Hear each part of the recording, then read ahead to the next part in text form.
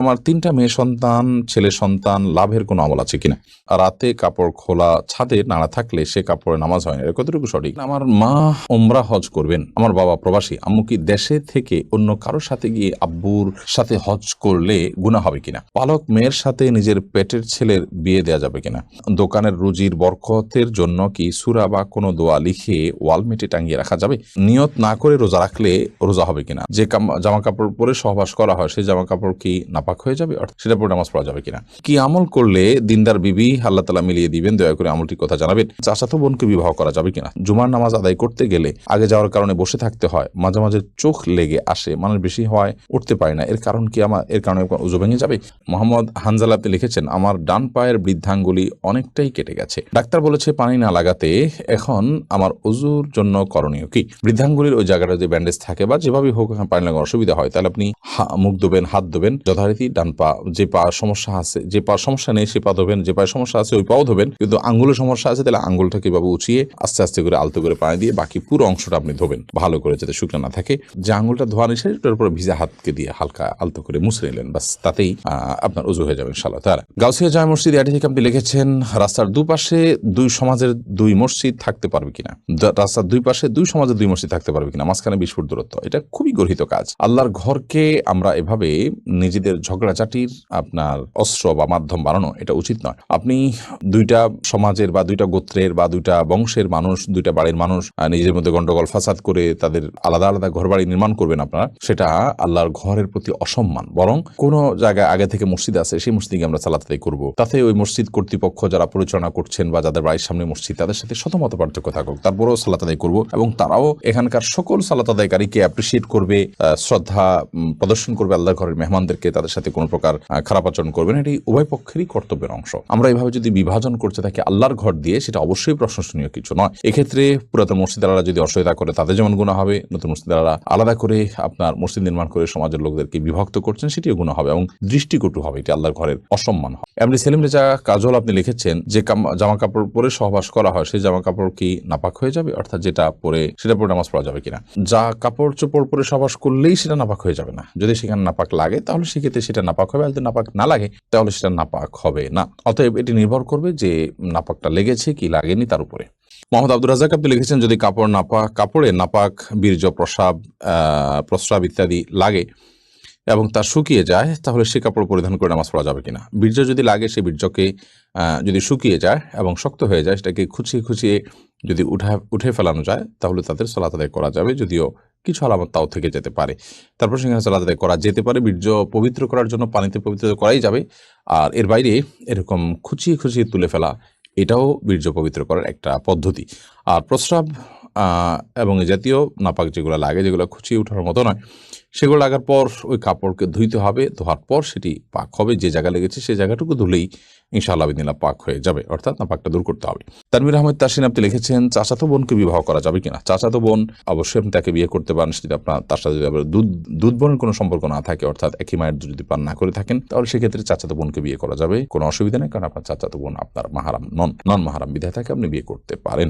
এমনি সবুজ আপনি লিখেছেন, কি আমল করলে দিনদার বিবি আল্লাহ তাআলা মিলিয়ে দিবেন, দয়া করে আমলটির কথা জানাবেন। নেককার স্ত্রী পাওয়ার জন্য নিজে নেককার হওয়ার চেষ্টা করবেন, নেককার মানুষদের সাথে উঠা বসা করবেন, সেরকম চেইন মেনটেন করবেন যারা নেককার, তাহলে তাদের মাধ্যমে আপনি নেককার স্ত্রীর সন্ধান পাবেন। সেই সাথে সূরা ফুরকান ৭৪ নম্বর আয়াতে যে দোয়া আছে সেটি পাঠ করবেন, নিজের জীবন সঙ্গী যেন নেককার হয়। রব্বানা হাব লানা মিন আজওয়াজিনা ওয়া যুররিয়াতিনা কুররাতা আয়ুন। মোহাম্মদ আহসানুল্লাহ আপনি লিখেছেন, ব্যাংক লোনের গ্যারান্টার হওয়ার ইসলামিক হুকুম কি? যদি লোনটা সুদভিত্তিক না হয় তাহলে সেক্ষেত্রে গ্যারান্টার হতে কোনো অসুবিধা নেই, আর সুদী লোনের গ্যারান্টার যদি হয় তাহলে সেক্ষেত্রে অবশ্যই গুনাহ হবে, কারণ সেখানে অন্যায় আপনি সহযোগিতা করছেন। মোহাম্মদ শহীদুল এখন আপনি লিখেছেন, জুমার নামাজ আদায় করতে গেলে আগে যাওয়ার কারণে বসে থাকতে হয়, মাঝে মাঝে চোখ লেগে আসে, মানুষ বেশি হয় উঠতে পারে না, এর কারণ কি? এর কারণে উযু ভেঙে যাবে? হালকা ঝিমুনি যদি আসে, বসে বসে ঝিমান, কোনো কিছুর সাথে হেলান দিয়ে না ঘুমান, তাহলে সেক্ষেত্রে ঝিমুনি এসে আপনি এদিক সেদিক পড়ে যাচ্ছেন, তার কারণে উযু ভাঙবে না। তাসলিমা খানম আপনি লিখেছেন, রাতে কাপড় খোলা ছাদে নাড়া থাকলে সে কাপড়ে নামাজ হয় না, এটা কতটুকু সঠিক? না, এরকম কোনো কথা সঠিক নয়। যদি রাতে কাপড় খোলা ছাদে থাকে বা খোলা বারান্দায় থাকে তাতে নামাজ হয়ে যাবে। নাপাক লাগলে সেটা নামাজ হবে না। এখানে নাপাক লেগেছে তার কোনো প্রমাণ তো নেই, বিধায় এ ধরনের কথা বিশ্বাস করার কোনো কারণ নেই। এমনি কারাম হোসেন আপনি লিখেছেন, নিয়ত না করে রোজা রাখলে রোজা হবে কিনা? না, নিয়ত ছাড়া কোনো আমল আল্লাহর কাছে গ্রহণযোগ্য হবে না। ইন্নামাল আমালু বিন্নিয়াত। বিধায় আপনি সারাদিন না খেয়ে থাকলেন এবং না খেয়ে থাকাটা হয়তো আপনার গ্যাসের কারণে, অসুস্থতার কারণে, কিংবা কোনো ডায়েট করার জন্য, কিংবা খাদ্যের অভাবের কারণে আপনি না খেয়ে থাকছেন। তো এই না খেয়ে থাকাটাকে আপনি ইবাদত হিসাবে গণ্য করতে পারবেন না এবং এটা হিসাবে গণ্য হবে না যদি আপনার মধ্যে রোজার নিয়ত না থাকে। হ্যাঁ, আপনি যেটাকে যথাসময় রোজার নিয়ত করেছেন, দুপুরে 10টা পর্যন্ত 9টা পর্যন্ত আপনি খান নাই, এরপরে আপনি নিয়ত করেছেন ঠিক আছে আজকে তাহলে আমি রোজা রাখলাম। এই যে নিয়ত করলাম, রোজা রাখলাম, যে আমি না খেয়ে থাকছি আল্লাহকে খুশি করার জন্য, এটা একটা ইবাদত, সেই হিসাবে না খেয়ে থাকছি, তাহলে সেক্ষেত্রে আপনার সওয়াব হবে।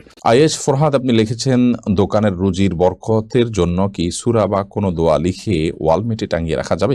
দোকানের রুজি রুটি এবং বরকত লাভের জন্য আপনি আল্লাহ তাআলার কাছে বরকত লাভের যে আমলগুলো আছে, তাকওয়া যদি অবলম্বন করে বান্দা, আল্লাহ বলেছেন লা ফাতাহনা আলাইহিম বারাকাতুম মিনাস সামা, আসমান থেকে বরকতের সমস্ত দুয়ারগুলো খুলে দিবেন। অতএব বরকত লাভের জন্য যে আমলগুলো কোরআনে যে বলা আছে সেগুলো আপনি করবেন, বিসমিল্লাহ বলে শুরু করবেন, তাকওয়ার উপরে প্রতিষ্ঠিত থাকবেন, ইত্যাদি ইত্যাদি এই কাজগুলো করবেন। এছাড়া সূরা টাঙিয়ে দিলে বরকত হবে এমনটি মনে করার কোনো কারণ নেই, বরং এভাবে সূরা টানিয়ে দেওয়ার বিশেষ কোনো লক্ষ্য বা উদ্দেশ্য থাকে না, যেটা কেন টাঙিয়েছে এটা দেখে তো কেউ পড়তে পারে না অনেক সময়, জাস্ট সৌন্দর্যের জন্য। অনেক উলামায়ে কেরাম ওয়ালমেট হিসেবে এইভাবে সৌন্দর্যের জন্য টাঙিয়ে রাখাটাকে নিষেধ করেছেন, যে এটা কোরআনের অমান এবং অসম্মান। কোরআন আসলে আপনার বাসার সৌন্দর্যের জন্য ব্যবহৃত হবে, এটি কোরআনের সাথে যায় না, এটা অনেক উলামায়ে কেরাম বলেছেন, যদিও এর বিপরীত মত আছে। বিধায় বরকত লাভ হবে এর কারণে সে উদ্দেশ্যে এটি করবেন না, বরং আল্লাহর কালাম এটা দেখে আমার মনে হবে আমি তালাওয়াত করব, ওই আয়াতটা পড়বো, ওখানে শিক্ষাটা নেব, সেই উদ্দেশ্যে আপনি টাঙিয়ে রাখলেন, সেটা হতে পারে। সাকিব শিকদার আপনি লিখেছেন, আমার মা ওমরা হজ করবেন, আমার বাবা প্রবাসী, আম্মু কি দেশে থেকে অন্য কারোর সাথে গিয়ে আব্বুর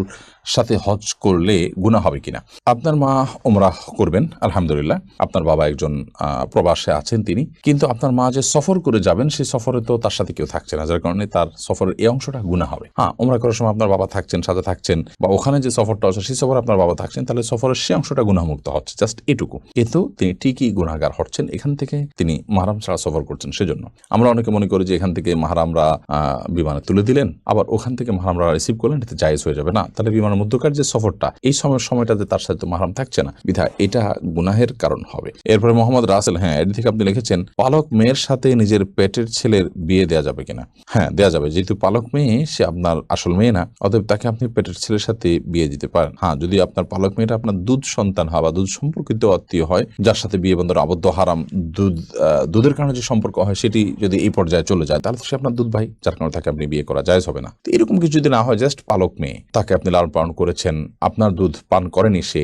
তাহলে সেক্ষেত্রে, বা এই ছেলের সাথে আপনার যে ছেলে হয়েছে তার সাথে তার দুধের কোনো সম্পর্ক নেই সরাসরি, তাহলে সেক্ষেত্রে তার সাথে বিয়ে দিতে কোনো অসুবিধা নেই। বর্ষামণি আপনি লিখেছেন, আমার 3টা মেয়ে সন্তান, ছেলে সন্তান, লাভের কোনো আমল আছে কিনা? আপনি রব্বি হাবলি মিনাস সলিহিন এই দোয়া পড়তে পারেন, রব্বি লা তাযারনি ফারদা ওয়া আনতা খায়রুল ওয়ারিসিন এই দোয়া পড়তে পারেন। এই সমস্ত দোয়ার মাধ্যমে আল্লাহ তাআলা আপনাকে নিঃসন্তান লাভ করার সুযোগ দিবেন ইনশাআল্লাহ বিইذنিল্লাহ।